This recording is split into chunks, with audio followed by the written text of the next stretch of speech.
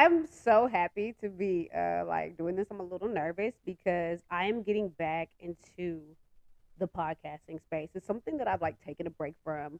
I didn't want to do it. I had so many people saying I could listen to you for hours. I miss you on cruise season or any other podcast that they've seen me on, and I think I just wanted to take time for myself. 2023, I think was the year of like growth. I don't know if anyone else like loved their 2023. I fucking hated my 2023. I had very little wins, but big wins because we got to be grateful and thankful for the big wins, right? But I think my 2023 was truly met with growing pains, really, really strong adverse growing pains, and just it reminded me a little bit of 2019 because 2019 was so different though because 2019 was so miserable, right, for me because I was going through these major life changes, things that were going to be definitive in my growth as a woman, as a businesswoman, entrepreneur, um, and becoming a mother. Like those things were going to catapult me into another dimension of growth and who I'm becoming as a woman. And so 2023 reminded me a lot of 2019. Not because I was becoming a mom or anything like that, no, because I was already a mom. But more so, I had different life lessons about self love, value, work ethic, the changing of the economy and the tides, and discernment with people is something that I think we struggle with. I can't say for everybody else, but I know for me, once you see people for who they are and getting out of the idea and the fantasy of what you hoped and wish they would be, and maybe who you hoped and wish you would be with them, and then taking it for the reality and face value. But then also, too, I think as we go through these growth and life changes as women, we have to also self reflect on not just our bad decision making, because a lot of it is not bad decision making, because there's some bad decisions, but some things are necessary for our growth. I think more so, especially with me, it came down to truly understanding, and I hate to use this word because I think it's overthrown out, especially in the podcast world, toxicity, but understanding where your faults are, right? And the number one thing, and the number one thing that I would say about self love and self growth and understanding your value is recognizing the things that you are doing that are counterproductive to who you want to become in the future and the things that you want to achieve and have in your life. Um, and they play a major role in who you want to be respected as a woman. So I can say for me, business, entrepreneurship, and the way I feel about it comes at a certain level of, I don't want to say ease, but I approach it differently than love. It is easy for me to love. It is not easy for me to trust, or um, and I have this unsureness where I used to be so unsure of who I am in love and relationship. Because I'm so afraid of like abandonment and hurt, and I think that for women we go through those things. And when it comes to business, I'm so sure of myself. I bet on me every time, and I may not know it, and I may be nervous, but I'm the type to pray about it, go get it. And I think that comes with like alpha female qualities. And it comes from the four great women in my life who shaped me to who I am. Um, I've learned how to be a go getter, a provider, self sacrifice, and have the work ethic of a 10,000 men, you know, and to make it happen. Like, don't get tired. You go get it. And I love that aspect that I've gotten from one of those important women in my life. And just being really smart. always learning that you're not the smartest in the room, and the smartest person in the room surrounds herself with the smartest person in the room, and really learning from others, learning to observe and use that discernment to really play chess, not checkers. And I love that. And then I have a woman who's part of my raising and greatness who taught me how to be a nurturer. She's not really, alpha female. She's very much a beta female, but she is a loving mother. She is very nurturing. And everybody's not perfect, but what she did taught me is what unconditional sacrificing love looks like, and how to nurture and love a man and love children. And I I have the utmost respect because that's part of my soft side that allows me to be a completely different person outside of business when it comes to my personal relationships. And I've only maybe two men or three in this lifetime have gotten that version of me. It doesn't come out often, and honestly, at one point I thought it was dead until I met someone, and I was like, oh my god, you're this part. I haven't seen you in years. Hello, old friend, because I'd been locked into a business mindset, and then the other two wonderful, great women just showed me what it was like to be truly a woman of grace and love and honor and respect. And you take those jewels with you everywhere you go. But I think in this generation and age, we have to ask ourselves, because I don't do vision boards.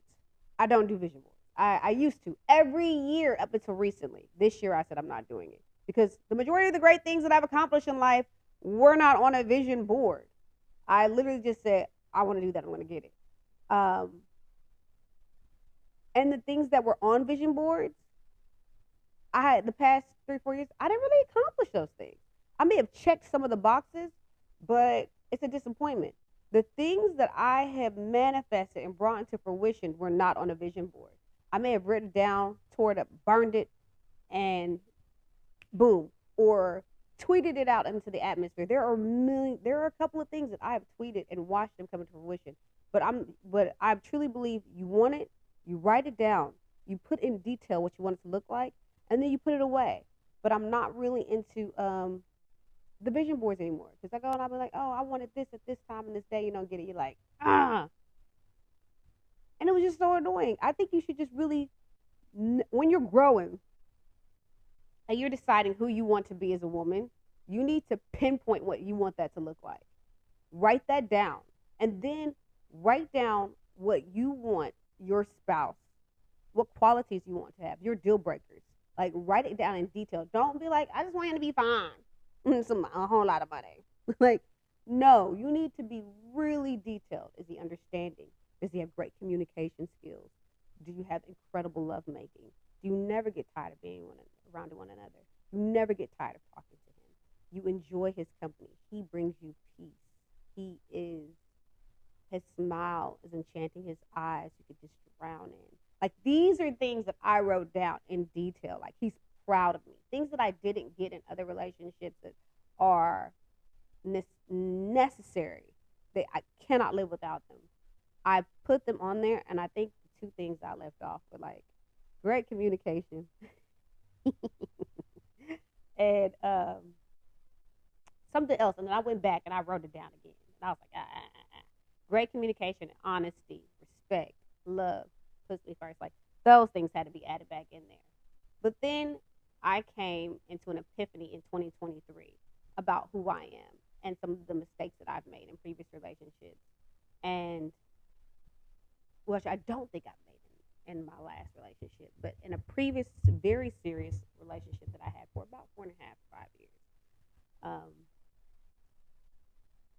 I realized that, and it wasn't until someone pointed it out to me, I loved the idea of what I could have with that person. I loved what we represented together. Power couple, family, in certain aspects, he is the male version of me years ago. Even in certain aspects, but we are so different in what we want in life and what our lives look like, and not in the sense of we don't value the same things because we do, but there are certain things spiritually and mentally and emotionally that I'm like light years ahead of that person. And I could never bring that person to where I'm at. But some of our life experiences are mirroring.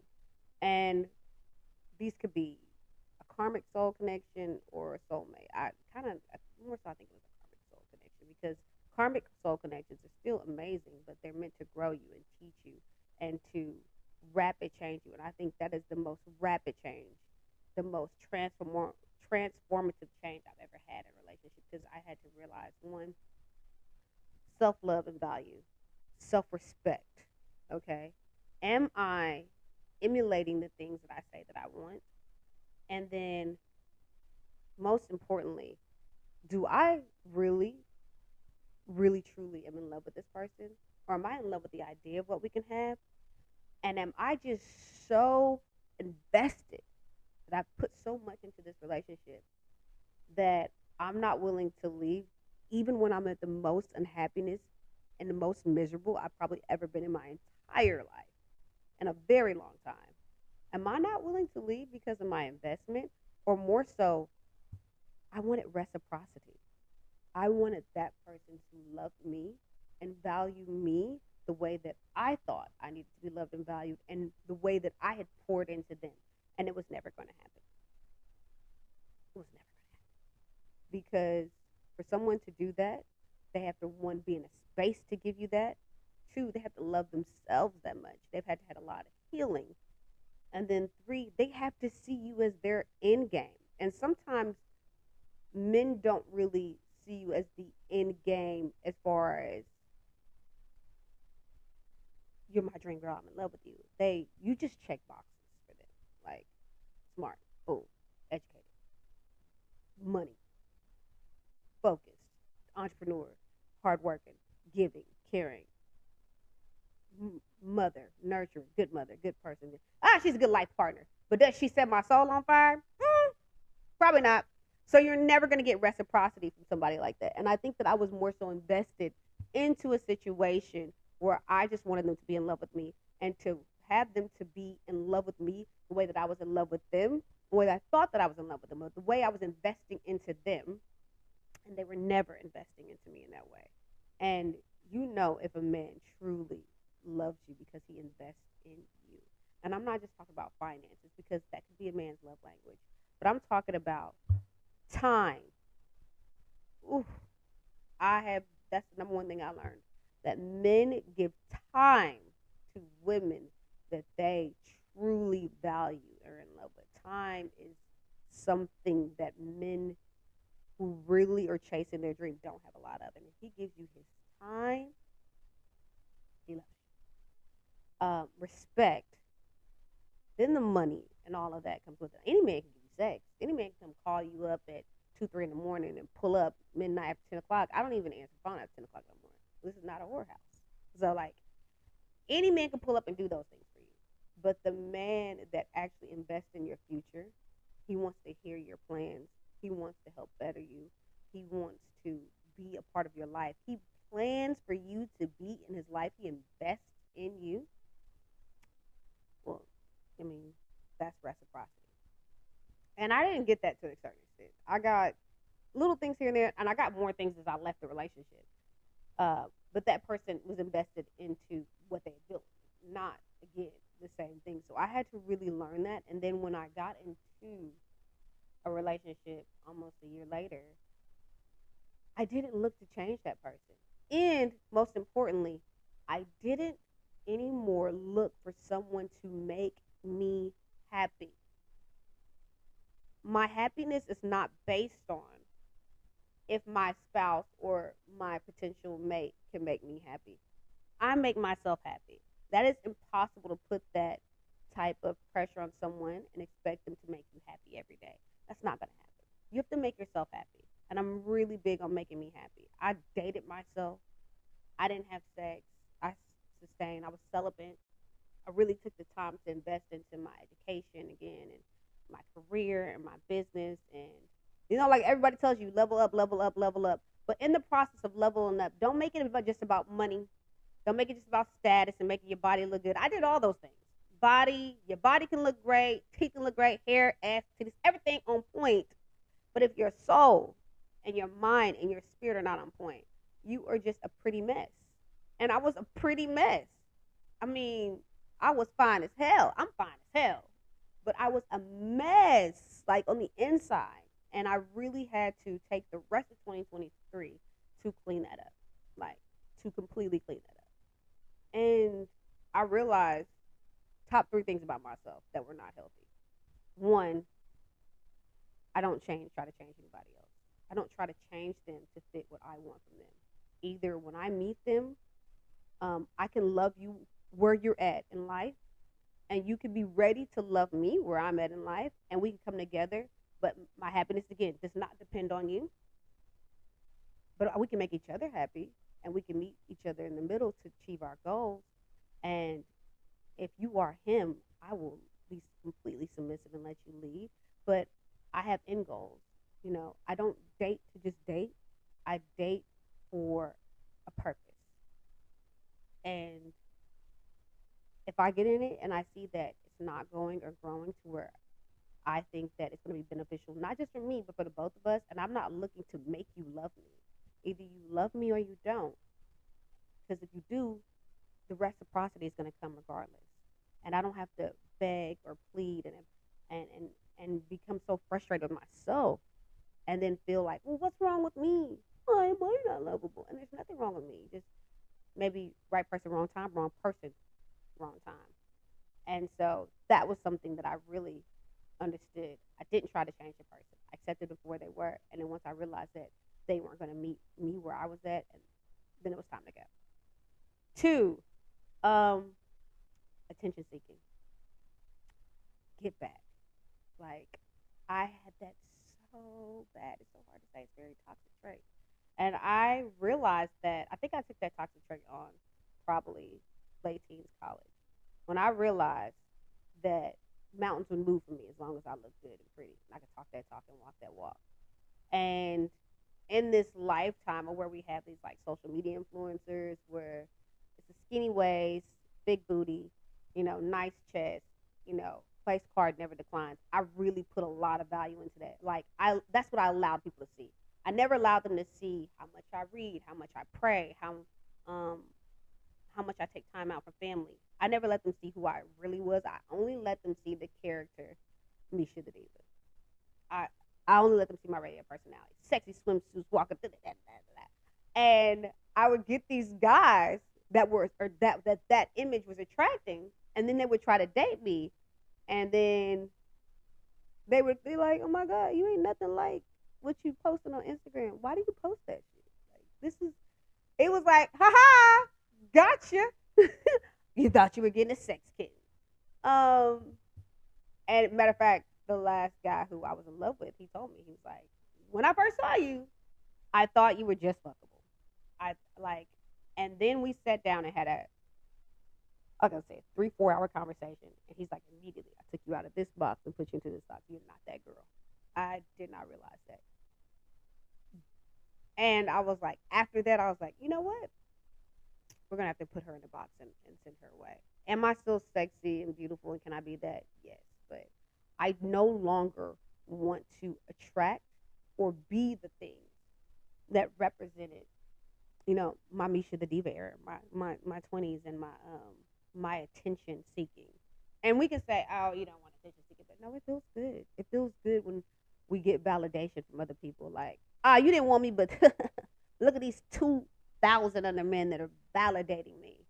Um, I don't need that validation anymore. I have self validation. Now, do we? I still love coming in and show stopping the room. Absolutely, positively. But I realize I don't need it. I don't need it anymore. I've completely changed on how I moved, and I love that. Like I move like the things that I'm ready for in life, and that is to be a wife and to to be a helpmate, and most importantly, number three, final toxic trait was I had to learn to control my temper. Like, and I don't mean like anger, outbursts and stuff, but I had to really learn to step back and reflect on when I was hurt and to validate my feelings and not let anybody else downplay my feelings and if I felt disrespected or hurt and I really value that I am honest in my relationships. I'm very honest when I have dealings with people. And I'm really honest about what I want. And I don't think that I think it's women sometimes who don't get honest, like brutally honest when we start dating a man about what we really want. We're like, I'm just trying to see what it was. Especially if he takes us by surprise. Like, I'm just trying to see where it's going. And da da da da. And I think I did that maybe in my last relationship of 4.5 years, where in the beginning I was like, I just saw myself a dream. I'm like, he says he's not ready, so I'm just gonna, stay here till he's ready. I want what you want, and that was not true. I was like, no, sir, I want a baby. I want to get married. I want it all. And, I lied to myself. I lied and thinking I can, and so I was like, no. And in this last relationship, I really was honest up front, exactly what my expectations were, exactly what I wanted, and exactly I don't want a sexual relationship unless it's going somewhere. I don't want to do this. I'm actually dating with a purpose. Like I'm looking for my partner. I don't necessarily need to have kids anymore. I don't necessarily have to. I will, if that's what you want. If that's where it goes. But I'm like upfront at the very beginning, so like I do not play number two. I do not believe in um being someone's side chick. Like it's so many different things that I value myself on. I do expect dates and travel together. Like I'm in my travel age, and then I do want to own businesses with my spouse. Like I want my own businesses. So now I want to expand on that, and I want somebody I can a powerhouse. I want to be my husband's best friend, and I'm very transparent about what I expect in the front. So when I don't see that, I've learned now to just walk away. I don't have to over invest. And I think as women, we overly invest hoping for the payout. And then we stay longer in situations when the expiration date has already expired. It's tasting kind of sour and you're unhappy. And when I realized that I was crying more than I was smiling, and I hate to, I was freaking miserable. And I mean, I was dead miserable. I was dead miserable. And my happiness was starting to be contingent upon, when we were in a good place, I said, okay, this is it. Gotta go. Because I said what I wanted at the beginning. And we're clearly not on the same page. And I can love you and I can leave you because I love me more. And I think that's what 2024 is all about now. And so being clear on what you want, what your life goals look like, and what you want to see for your life. And I think more transparency too. And I love that about what I do, because in this nursing aesthetics field, a lot of women come into our offices who are looking to fix the outside so that the inside feels better. And it's actually reversed. You got to reverse it. You got to flip it, switch it. You got to start working on the inside so that the outside naturally comes into play. And I really talk women through those processes. I've been to hell and back, hell and back again. And I don't ride or die no more. Every time I don't ride, I done died. I'm not a ride or die, baby. I'm the only person I'm riding for is my husband in Jesus Christ, okay? Nobody else. Of course, my baby. But, like, I can't ride or die for people. I have to put me first, Lucius. I have to put me first. But I really love pouring into women because a lot of times they are looking to fix something that's not really broken on the outside, it's broken on the inside. And so as we are working on their body, we're working on their soul and their mind. And that's why I love what I do. And it's really important to walk in your purpose. And when you are walking in your true purpose, the money will come and you will enjoy and love what you do. And that's my best advice for 2024. So we're going to focus on walking in our purpose. We're going to work on self-growth. We're going to work on defining who we are and what we want to be. And most importantly, take a deep dive in that mirror, because that's what I had to do. And I had to strip me down. I think I spent the last 7-8 years stripping me down. But the last 5-6, she had hands. 2023, she had hands. From 2017 to 2023, she had hands. No, scratch that, go back. 2016 and it's 2015 to 2023, her hands were magnificent. And I mean, beat my ass. It hurt. And I was stripped down to my core. And now I feel like I'm a phoenix rising out of the ashes and putting, allowing God to put myself back together again. And I'm definitely not the same person. And I really want to even sometimes go back and pull clips from old podcasts, old interviews that I've done, and even things in the ways I dressed or carried myself to who I am now. And I am so in love with the woman that I am becoming. I'm so in love with her. I just want to be like, oh. And that's the best part. So stay tuned. We're coming back with more like stuff, and we're gonna have these little private, intimate conversations.